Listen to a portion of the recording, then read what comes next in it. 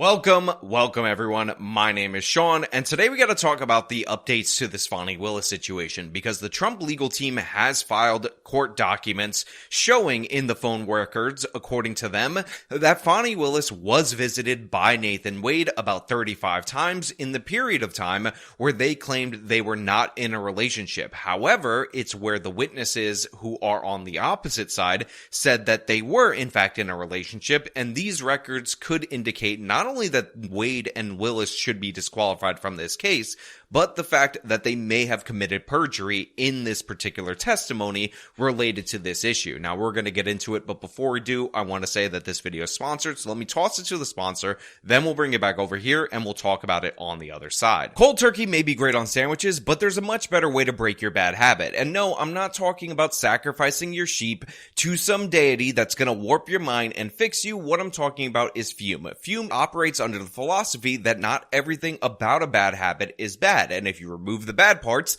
then you're left with a good habit. Fume is an award-winning device with a bunch of moving parts. It's got magnets for fidgeting and all that, an adjustable airflow dial, and it's all natural, unlike the competitor devices that are out there. There's no vapor, it's just flavored air, and there's no harmful chemicals. Fume just has delicious, all-natural flavor cores. With flavors like sparkling grapefruit, crisp mint, orange vanilla, raspberry lemonade, white cranberry, and my new favorite, maple pepper, can break your bad habit in a guilt-free, absolutely delicious way. And the hit, by the way, it's actually really nice. What I need you guys to do if you want to get started is go to tryfume.com/actualjustice. There you can get 10% off your first journey pack, and you can also get that by scanning the QR code on screen or entering the promo code actualjustice to let them know that we sent you. That's tryfume.com/actualjustice. Break your bad habit in a great way today. So I did a whole video breaking down what my thoughts and opinions were on this Fani Willis case, and essentially the conclusion that I came to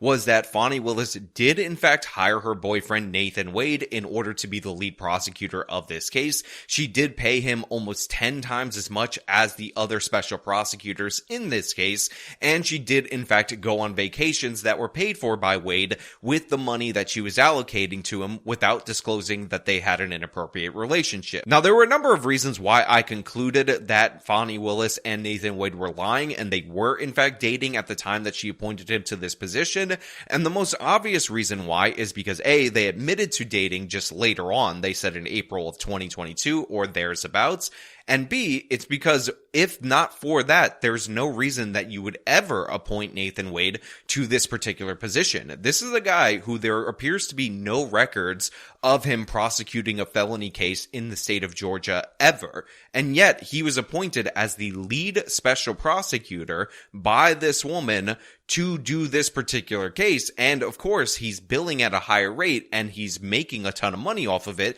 despite the fact that he is the least qualified of all the attorneys that we're talking about. On top of that, we had Fani Willis's friend and former roommate and somebody who ended up like subleasing her a condo, testifying that they were dating beforehand. So you know that their relationship, their personal relationship, began shortly after this municipal court conference? Yes. And when I say personal, romantic. I just want to make sure we don't get in an argument over what personal and romantic is later. When I ask you personal, do you take that to mean romantic? Yes. Okay. And do you understand it that their relationship began in 2019 and continued until the last time you spoke with her? Yes.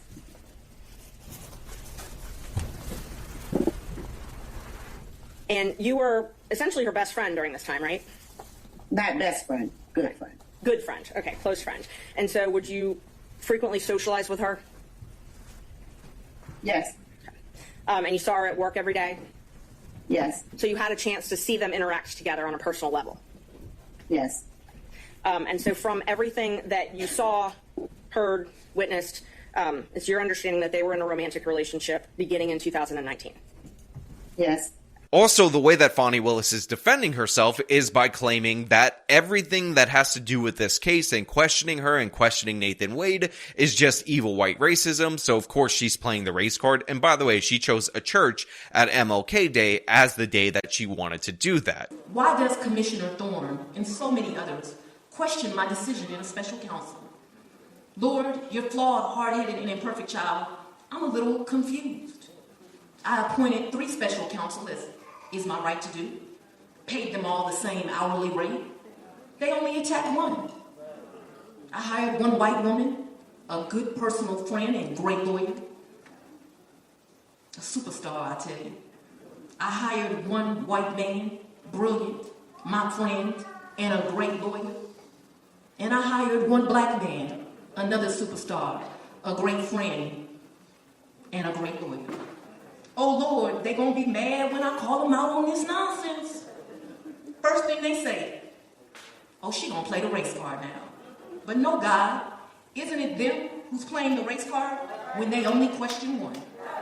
Isn't it them playing the race card when they constantly think, I need someone from some other jurisdiction in some other state to tell me how to do a job I've been doing almost 30 years? But the main thing that I saw as a red flag is the fact that telling obvious, blatant lies in one area might lead me to believe that you're telling blatant, obvious lies in another area. And this has to do with the finances of these vacations and the fact that Fani Willis is alleging that she paid Nathan Wade back, but only in cash, and there's no records of the cash because she just happened to keep all of this cash in her house. And by the way, you're an evil white racist for questioning it because this is just something that black people do, which makes no sense at all. Essentially, Fani Willis is saying she has all this cash on her. She paid Nathan Wade in this cash, but Nathan never deposited that cash. So we have recordless transactions in order to cover everything because apparently this is how black people operate, even though this makes no sense. It's ridiculous and absurd. And the idea that she would not be able to originate this cash and even admits that it's fungible. So my father's bought me a lockbox, and I always keep cash in the house. Now, I don't do it to the degree that my father would do it, so he would probably be ashamed with me, but I always have cash at the house. That has been, I don't know, all my life. If you're a woman and you go on a date with a man, you better have $200 in your pocket. So if that man acts up, you can go where you want to go. So I keep cash in my house, and I don't keep cash as good in my purse like I used to, because I don't go on many dates. But when you go on a date, you should have cash in your pocket. So my question was, where did that cash originally come from, if it didn't come out of the bank? Cash is fungible. We've had cash for years in my house. So for me to tell you the source of when it comes from, when you go to Publix and you buy something, you get $50, you throw it in there. It's been my whole life. When I took out a large amount of money on my first campaign, I kept some of the cash of that. Is a major red flag for that particular story. On top of that, we also had the father coming in to testify on behalf of Fani Willis, and he backed up this story, played the race card and all that. But he admitted during the course of his testimony that he was in fact prepped, and he was prepped, by the way, likely with his daughter in the room, and he watched the testimony on TV and on the radio. And did you talk about any of the testimony from yesterday or watching the news reports or anything like that? Oh, absolutely. You can't cut the TV on without seeing this. The first thing, and I listen to conservative radio a lot, and, last night for 5 hours, all they talked about was this case. So you were aware of what the testimony your daughter gave yesterday was? Yeah, unless you don't cut the radio on, unless you don't cut the television on, unless you don't read the AJC or any other, the New York Times or whatever, which I do every day, yeah, of course. So is it fair to say nobody instructed you that you were under the rule of sequestration? Right, and I'm not under subpoena either. Thank you. Even though he is an attorney and he should have understood the rule of sequestration, which meant that he wasn't supposed to view this in the media better than anyone else, except he admitted that he ignored all that, or he said he was never informed of that, even though he shouldn't have even had to be informed of that, thus making his entire testimony and how perfectly it aligns with Fani Willis basically nonsensical. Not to mention the fact that he had that dramatic pause when he was asked that question. Big red flag right there. Sir, you seem to know about the issue of cash in this transaction. You said it was a black thing. How did you know that the cash was going to be an issue in this testimony? Because I was asked for it and I was prepped by the lawyers and they asked me about it. What else? And did you speak with Mr. Wade about your testimony? No. Did you speak with your daughter about your testimony? she may have been present when the lawyers were. I really don't remember. But you know what? The Fani Willis deniers decided that this was still not enough. The Fani Willis deniers said that Fani Willis had Yas Queen moments in her testimony. Mister, let's go on and have the conversation. I'm just asking you whether or not it was a coincidence. Had absolutely nothing to do with this. It's interesting that we're here about this money. Mr. Wade is used to women that, as he told me one time, the only thing a woman can do for him is make him a sandwich. We would have brutal arguments about the fact that I am your equal. I don't need anything from a man. A man is not a plan. A man is a companion. And so there was tension always in our relationship, which is why I would give him his money back. I don't need anybody to foot my bills. The only man who's ever foot my bills completely is my daddy. So we were all supposed to forget about this, just say it was a he said, she said, and then try to move on with the case as if this obvious instance of corruption never occurred at all whatsoever. But then there was a filing from Trump lawyers, and they basically said that they hired a private investigator to go through the phone records of Nathan Wade, and what they found out was that prior to November of 2021, which is when Nathan Wade was appointed to this particular position, and remember they said that their relationship started in 2022 between February and April, Nathan Wade was visiting, according to the geofencing data, the area where Fani Willis lived in all hours of the morning, and there are corresponding text messages and phone calls from before and after these visits where he would drive over there from his home. Now, this appears to be absolutely damning. Trump's legal team presenting new phone records, casting doubt on Willis's testimony about a relationship she had with the man she appointed special prosecutor to investigate Trump. His name, Nathan Wade. The Trump team had asked the judge to disqualify Willis from the case. They say she appointed Wade because the two were romantically involved and that Willis benefited financially from her then-boyfriend's appointment through vacations they say he took her on. In the contentious hearing last week, both Willis and Wade took the stand vehemently denying all of those allegations. They say their relationship did not start until after his appointment in November of 2021 and that they split the cost of almost all of their trips together.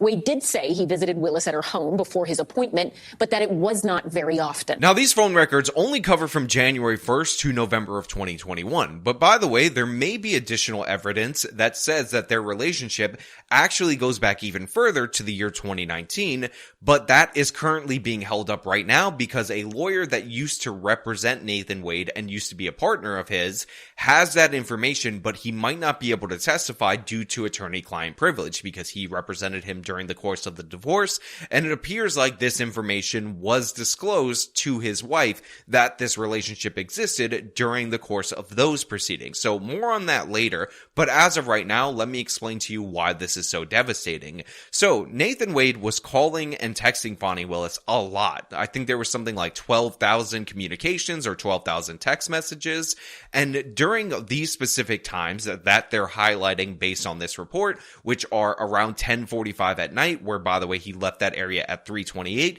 Nathan Wade ended up calling her before he left over. I think he hung up when he got in this particular area, and then he goes up supposedly to her condo and leaves at 3:28 in the morning, drives back to his own property, and then calls her back or sends her a text message, I don't remember exactly which, by the time that he gets into the geofence that is his own place. Do you think prior to November 1st of 2021, you were at the condo more than 10 times? No, sir.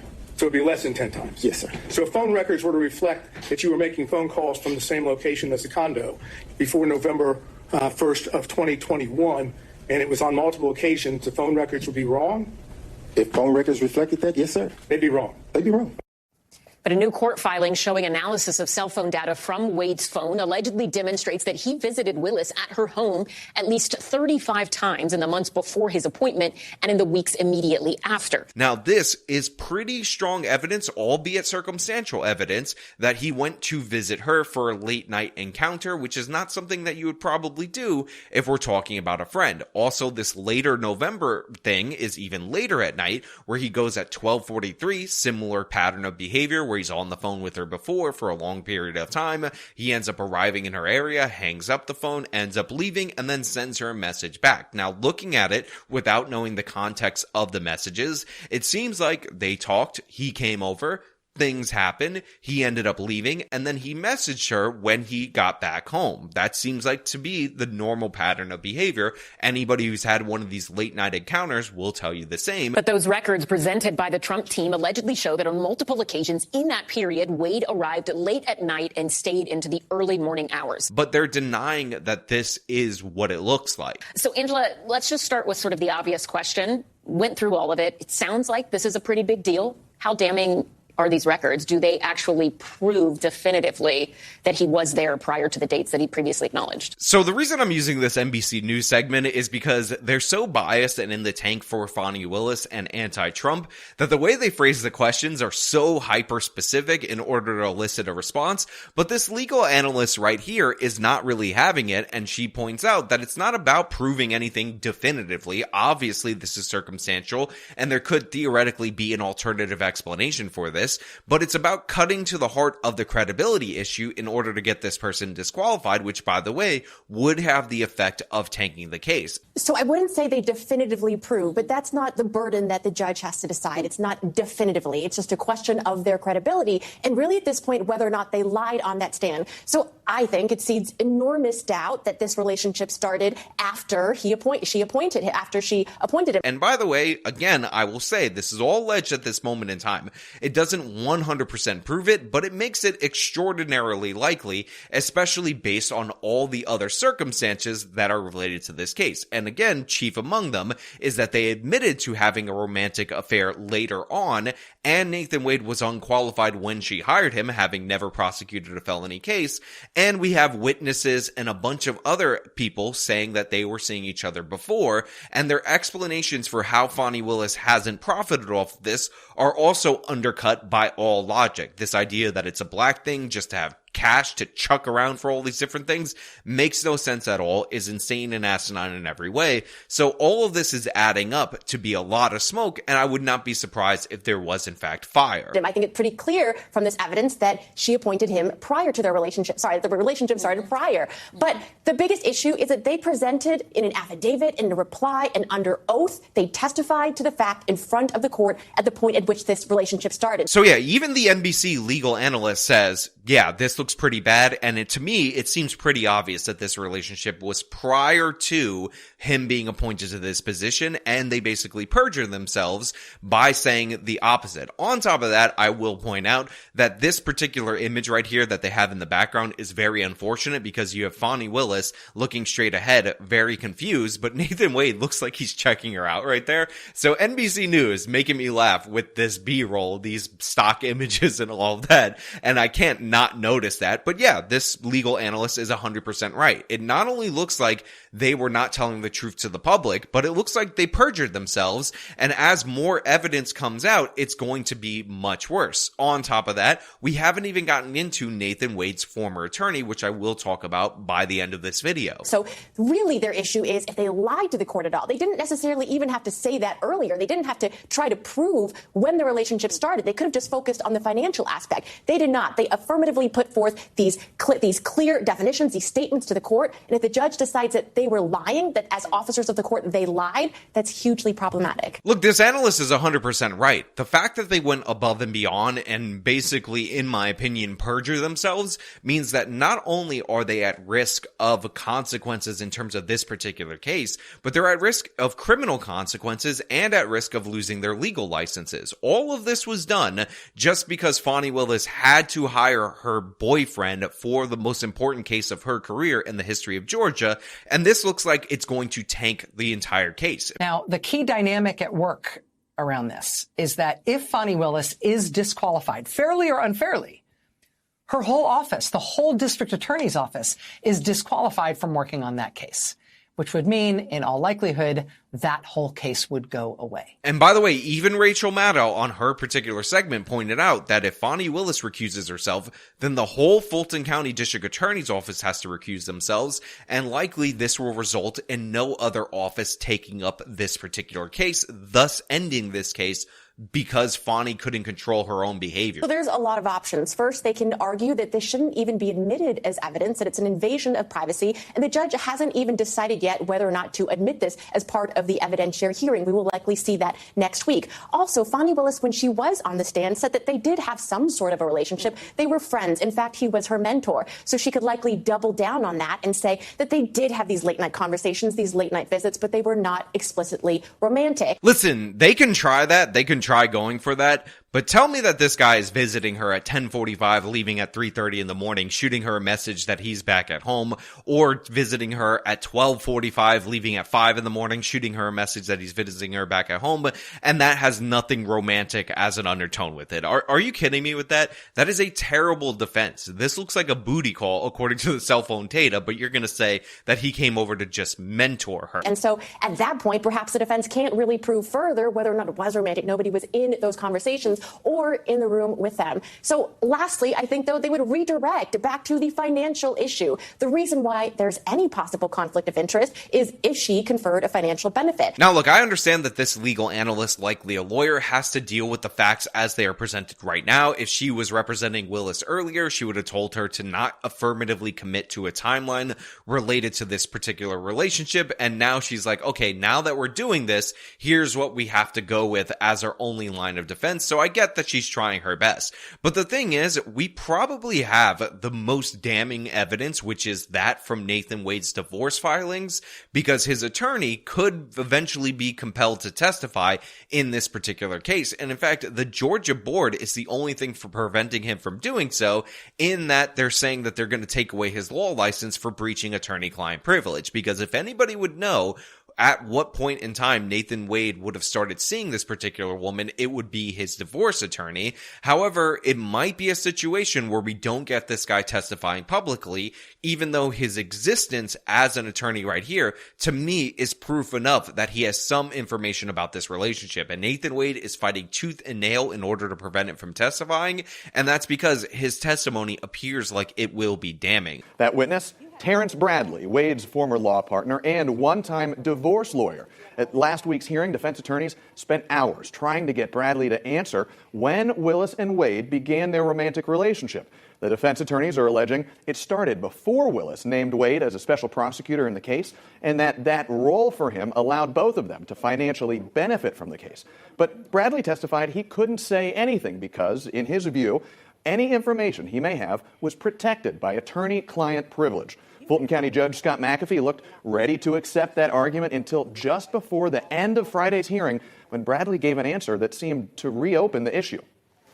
Now I'm left wondering if Mr. Bradley has been properly interpreting privilege this entire time. To me, even though, again, nothing is 100% proven, we don't have a photo of them kissing or whatever from before the period that they said that they started their relationship, the circumstantial evidence, which, by the way, is enough to convict people of a crime, is damning, because you have her appointing a guy, again, not qualified. You have the cell phone records that show him in and around her area at times that are quite late. We haven't even seen her cell phone records then. We have all these different communications of them before he was appointed to this particular position. We have the fact that they admitted to a relationship in the future. We also have the fact that she's lying about reimbursing him for all these lavish vacations, because that story makes no sense, the cash makes no sense, and all that.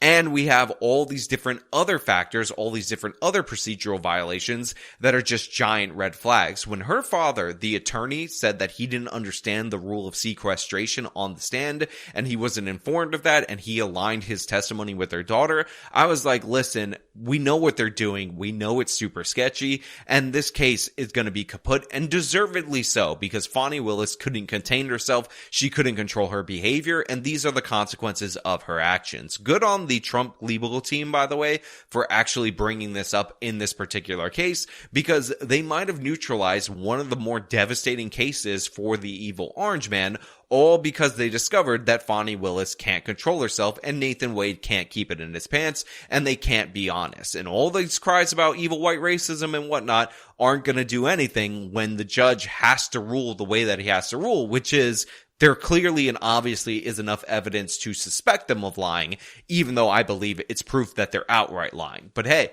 Those are just my thoughts. So let me know your thoughts down in the comments below. If you liked the video, show them by leaving a like, subscribe for more content, follow me on my social medias, support me via the support links in the description of this video. This has been me talking about the Fani Willis updates. Till next time.